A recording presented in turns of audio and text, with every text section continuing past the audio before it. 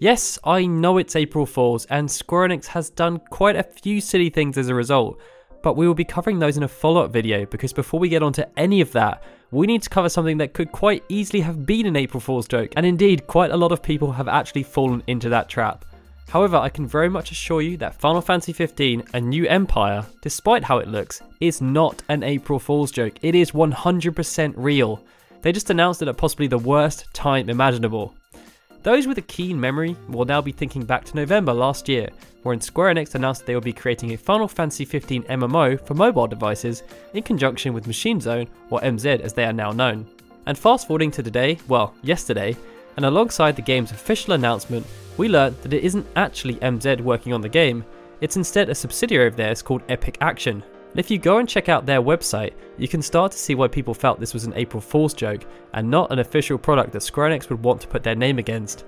We actually posted a story about this a few days ago, but took it down as we felt it was just a good hoax and not an official product. NeoGAF also felt the same when they found out about it at the same time, classifying it as potential fake news. I mean, for one, the logo just looks fake. It's just the Final Fantasy XV logo with some white text in the same font pasted over it. It's also not in line with the branding they've used for other Final Fantasy XV spin-off properties like Kingsglaive, A King's Tale, or even Platinum Demo.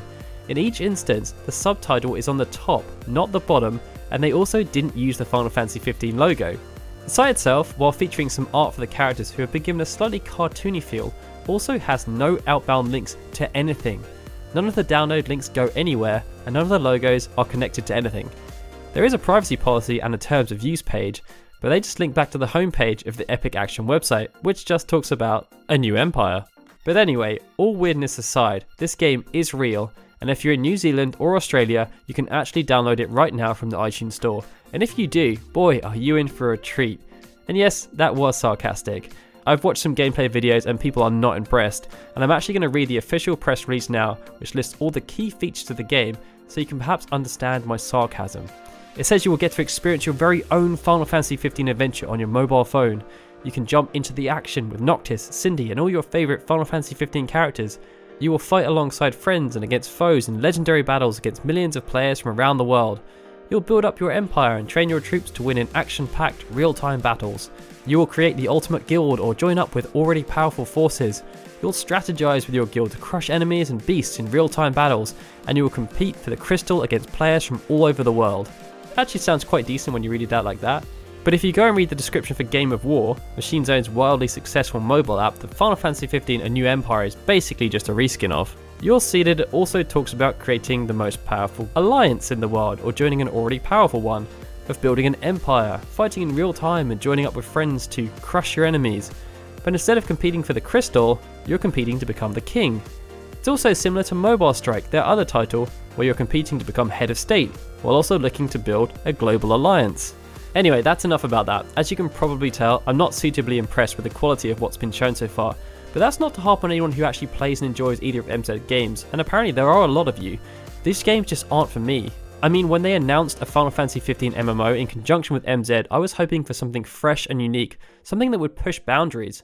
But what we've got, based on what we've seen, just doesn't fulfill that. Then again, I probably shouldn't have had such wishful thinking. For one, if you want to read into it, critics have panned Game of War. Forbes even wrote a piece of editorial where they implored people to not support the game. Perhaps a little harsh, but they believe that it represents everything that's wrong with mobile monetization. Glomo Investments, who did a very long piece on MZ, also spoke about how a big part of MZ's growth will be through reskinning and reusing their innovative technologies. What I would say though, is that it's not all doom and gloom. There are a couple of silver linings from this. For one, it helps to introduce the Final Fantasy brand to a whole new audience, something which Square Enix has been keen to push as an agenda throughout the past year or so with Final Fantasy XV's marketing and also through other Final Fantasy properties. They want to try and cater to their existing fanbase, as shown by the ridiculous Moogle debacle that Tabata ended up getting involved in, but they're also very aware they need to try and draw in new players too. Collaborations such as this one with MZ, and others such as the one with Jamie Oliver or Cup Noodle or Vivienne Westwood and even Ariana Grande, they're all aimed at achieving this objective. And I mean, MZ claimed to serve 3.2 million active daily users back in 2015, and if any of them can be tempted to try out a Final Fantasy game as a result, that can only be seen as a good thing. The other positive is that Machine Zone know how to make money.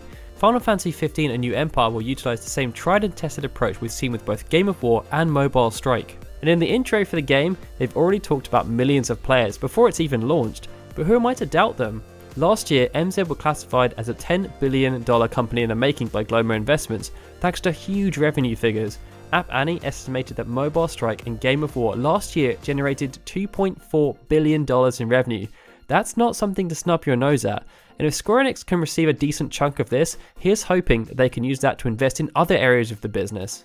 Anyway, so yeah, Final Fantasy XV A New Empire is not a hoax or an April Fool's joke. It's a real game, and it may turn out to be a good thing in the long run. We'll just have to wait and see. But how many of you guys are interested in playing this game? And are there many of you who currently play either Game of War or Mobile Strike? And if so, are you excited for this collaboration even more now that we know what we know? Let us know in the comments below, and if you enjoyed this video, please hit that like button and subscribe.